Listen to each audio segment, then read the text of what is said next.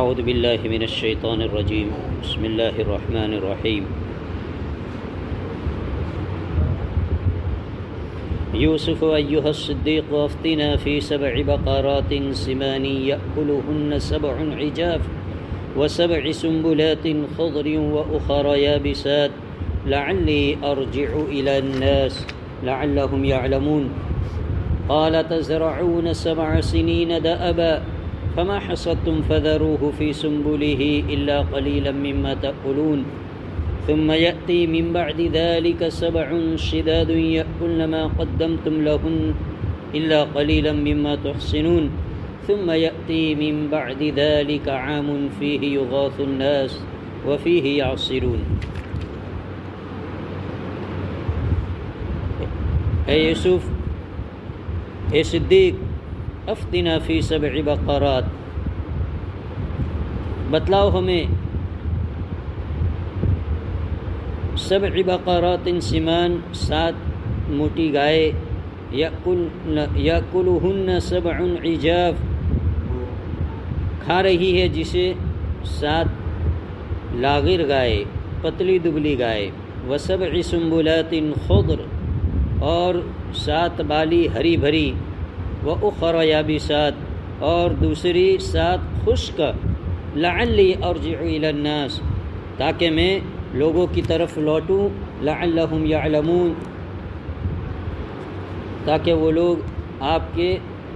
قائل ہو جائے، آپ کو جاننے والے ہو جائے. قال تزرعون، کہا یوسف علیہ السلام نے، تزرعون 7 سنین دأبا، کہ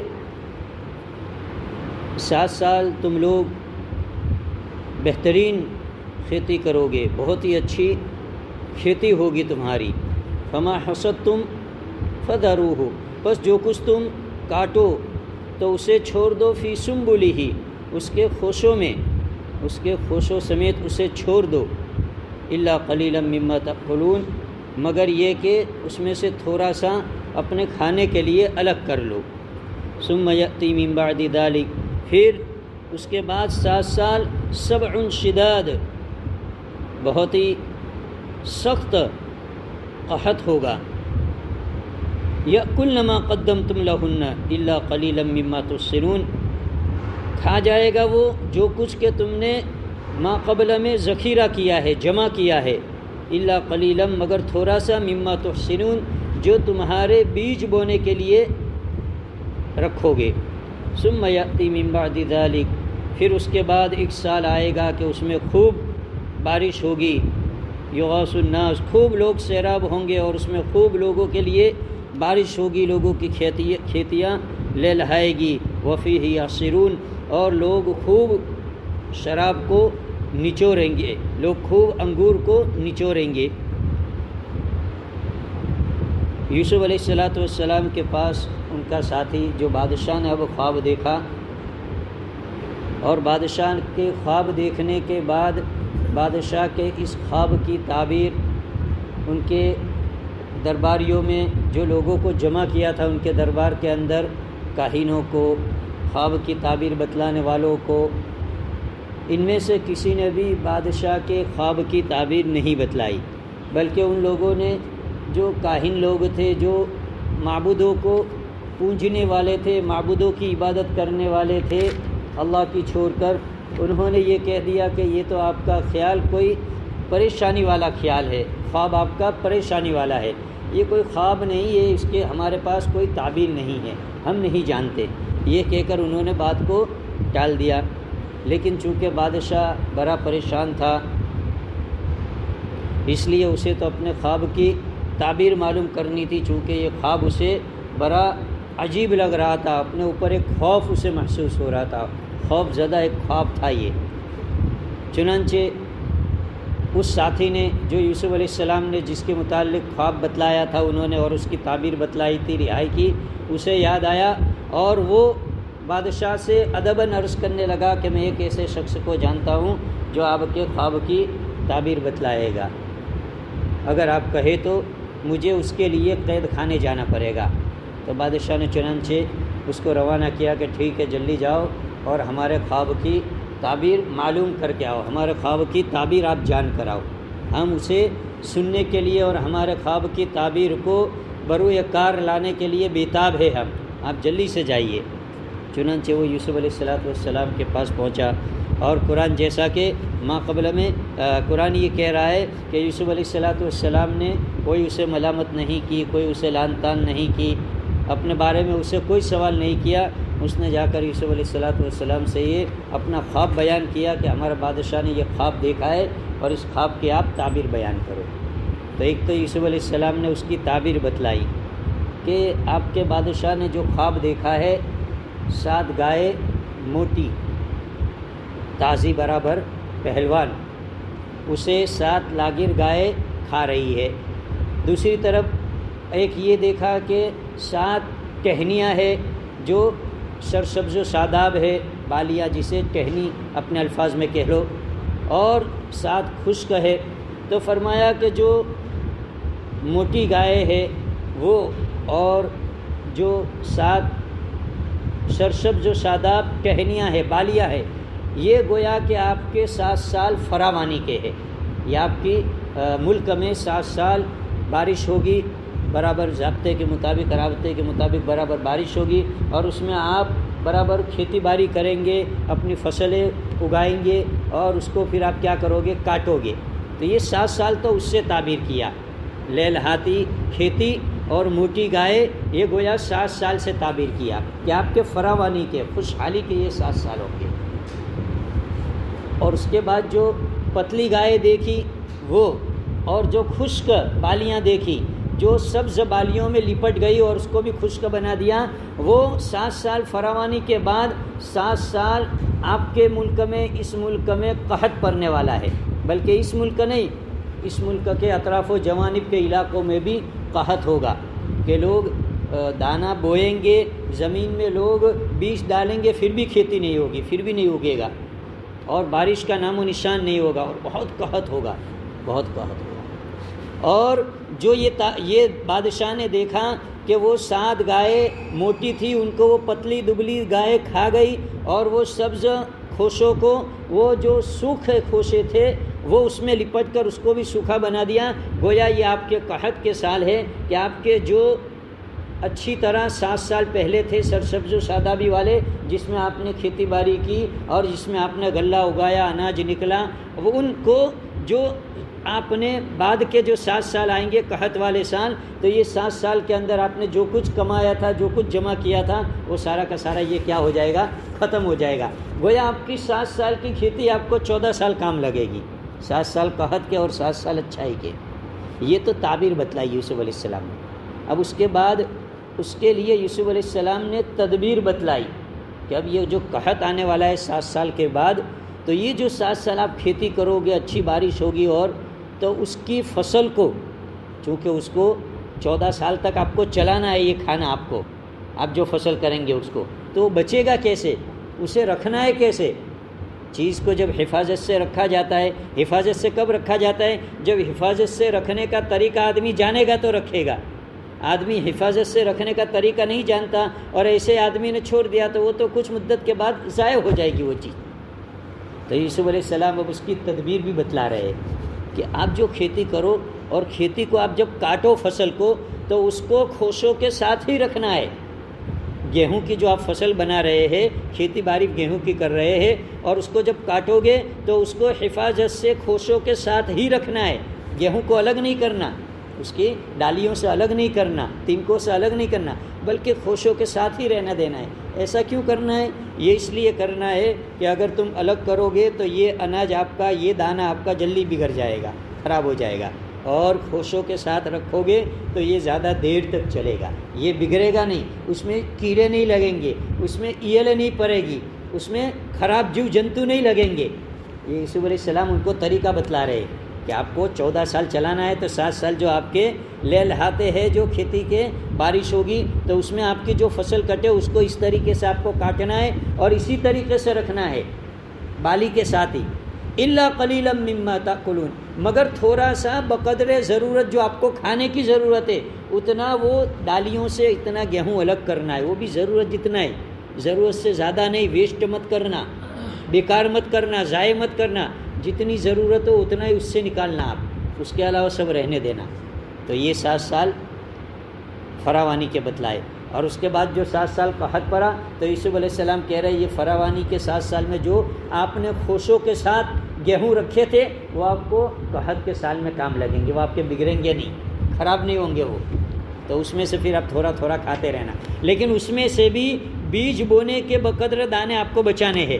ان 14 سالوں میں بھی بقیہ جو پیچھے کے 7 سال آئیں گے قحط کے، اس میں بھی آپ ماقبل کے 7 سال میں جو آپ نے جمع کیا تھا وہ کھاتے رہو، تھوڑا تھوڑا کھاتے رہو قحط کے سال میں، لیکن تھوڑا بچانا ہے تاکہ آپ کو کھیتی کرنی ہے واپس اس کی۔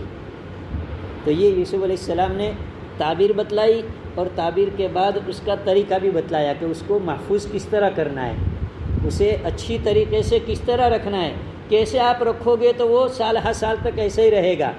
اور اس کے بعد پھر یوسف علیہ السلام نے فرمایا کہ اس کے بعد 1 سال پھر خوب بارش ہوگی، خوب بارش ہوگی۔ یہ یوسف علیہ السلام نے یا تو اللہ تبارک و تعالیٰ نے آپ پر وحی بھیجی کہ آپ بتلاؤ ان کو، تاکہ ان کو ہو جائے اطمینان ہو جائے کہ یہ 7 سال گزریں گے اور پھر تھوڑا دانہ آپ نے بچایا ہے، تو اس کے بعد خوب بارش ہوگی کہ جس میں لوگوں کی کھیتیاں پھر واپس لہلہانے لگے گی، اور چوپائے بھی کیا ہو جائیں گے، سیراب ہو جائیں گے، اور چوپایوں میں بھی بہت سارا دودھ نکلنے لگے گا، اور انگوریں بھی پک جائے گی، تو اس انگوروں کو نچوڑ کر تم کیا بناؤ گے، شراب بناؤ گے۔ یہ ساری چیزیں ان 14 سال کے بعد 15ویں سال میں ہوگی، تو 1 سال خوب بارش ہوگی۔ یہ یوسف علیہ السلام نے اپنی طرف سے بتلایا ان کو، گویا یا تو اللہ نے وحی کے ذریعے بتلایا، یا تو یوسف علیہ السلام نے فرمایا کہ قرآن کے سیاق و سباق سے معلوم ہوا کہ 7 سال فراوانی کے بتلائے، اور اس کے بعد بتلایا قرآن میں اللہ نے کہ 7 سال قحط کے ہوں گے، تو 7 سال قحط کے ہوں گے، اللہ نے 7 بتلایا، تو معلوم ہوا کہ اس کے بعد پھر فراوانی آنے والی ہے۔ اس لیے کہ ہر تنگی کے بعد آسانی آتی ہے۔ اللہ نے قرآن میں بھی کہا ان مع العسر یسرا، تنگی کے بعد آسانی ضرور آئے گی، پریشانی آئی، تکلیف آئی، مصیبتیں آئی، حالات آئے، اللہ اس کے بعد ضرور اللہ اس کے بعد عافیت لائے گا، خوشیاں لائے گا، اور حالات کو دور کرے گا، وسعتیں لائے گا، تو اللہ کا یہ ضابطہ ہے۔ تو یوسف علیہ السلام نے یہ تعبیر بتلائی اسے۔ اب اس نے کہا کہ آپ نے جو یہ تعبیر بتلائی ہے اسے میں یہ لے کر جا رہا ہوں بادشاہ کے پاس، اور بادشاہ کو جا کر آپ کی یہ تعبیر بتلاؤں گا، اور وہاں جو درباری جو لوگ موجود ہیں ان کے سامنے بھی جب یہ تعبیر پیش کی جائے گی تو وہ لوگ آپ کو ماننے لگے، آپ کی اس علم کو اور آپ کی اس عقل و فہم کو وہ لوگ کیا کر لے، تسلیم کر لے۔ اب یہ خواب کی تعبیر لے کر بادشاہ کے پاس آیا، اور بادشاہ کو یہ تعبیر یوسف علیہ السلام نے جو بتلائی تھی وہ تعبیر بتلائی، بادشاہ بڑا خوش ہوا، اسے اطمینان ہو گیا کہ نہیں، میں نے جو خواب دیکھا ہے وہ خواب کے مطابق یہی تعبیر ہے، اور یہ تو بہت ہی علم و فضل والے انسان ہیں جن کے پاس تم تعبیر کا علم لینے گئے تھے، تعبیر پوچھنے گئے تھے، جسے جیل میں بند کر دیا ہے، جو جیل کی سلاخوں کے پیچھے سزا بھگت رہے ہیں، یہ نوجوان اور یہ انسان تو بڑا علم و فضل والا ہے، بڑی مہارت ہے اسے۔ تو بادشاہ نے فوراً حکم دیا کہ اس انسان کو فوراً ہمارے پاس لے آؤ، اسے کیا کرو، جیل خانے سے بری کر دو، چھوڑ دو اسے جیل خانے سے، اور فوراً ہمارے پاس لے آؤ۔ تو اب بادشاہ کا وہی قاصد اب پھر یوسف علیہ السلام کے پاس جا رہا ہے، قرآن کہہ رہا ہے وقال الملک ائتونی بی، اب بادشاہ نے کہا کہ جلدی سے اسے ہمارے پاس لے آؤ، وقال الملک ائتونی بی، جلدی سے اسے کیا کرو، ہمارے پاس لے آؤ۔ انشاءاللہ باقی باتیں آئندہ کل سنیں گے۔ زکوٰۃ کے باب میں گزشتہ 2 دن سے مسائل بتلائے، کس کو دی جاتی ہے، کس کو نہیں دی جاتی۔ گزشتہ کل بتلایا تھا کس کو دے سکتے، اس میں دین کے جو بڑے بڑے ادارے ہیں جسے دارالعلوم کہا جاتا ہے، جہاں پر طلباء کے رہنے کھانے پینے کا انتظام کیا جاتا ہے، دارالاقامہ ہوتی ہے، ہاسٹل ہوتا ہے، وہاں پر رہتے ہیں، ایسے بڑے بڑے دین کے اداروں میں بھی ہم اپنی زکوٰۃ کی رقم دے سکتے ہیں۔ آدمی تحقیق کر کے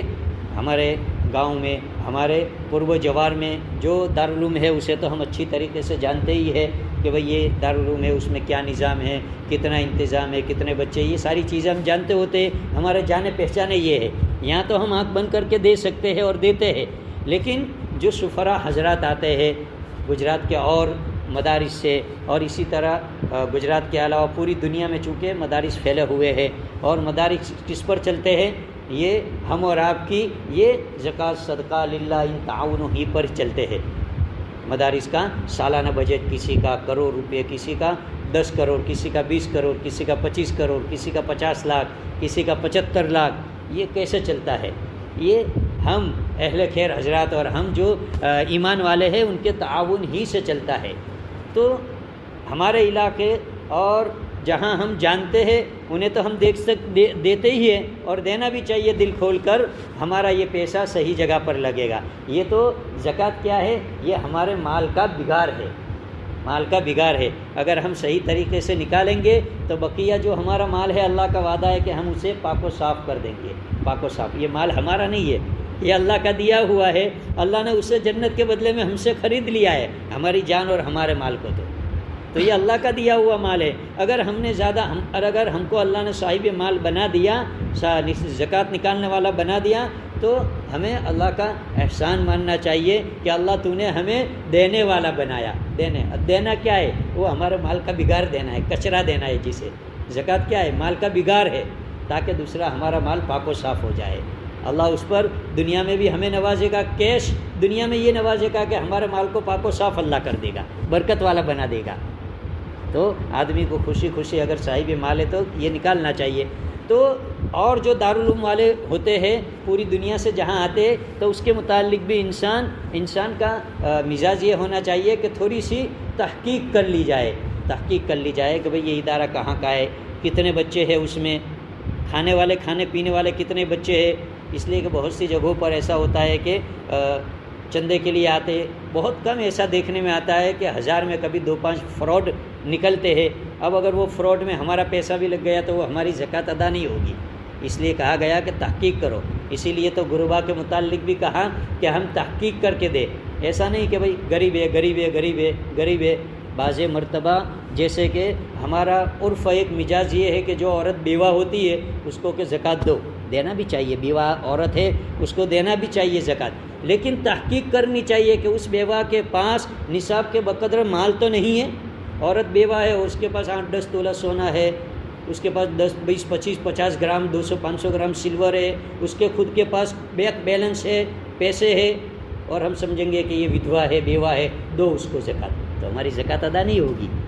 اس لیے انسان کو ہر عمل دین کا چھوٹے سے چھوٹا ہو اسے جان کر اور پوچھ کر کرنا چاہیے، صحیح معلومات کر کے اسے کرنا چاہیے، تو انسان کا عمل صحیح ہوگا۔ اللہ عمل کی توفیق عطا فرمائے۔ سبحان اللہ و بحمدہ، سبحانک اللہم و بحمدک، اشہد ان لا الہ الا انت، استغفرک و اتوب الیک۔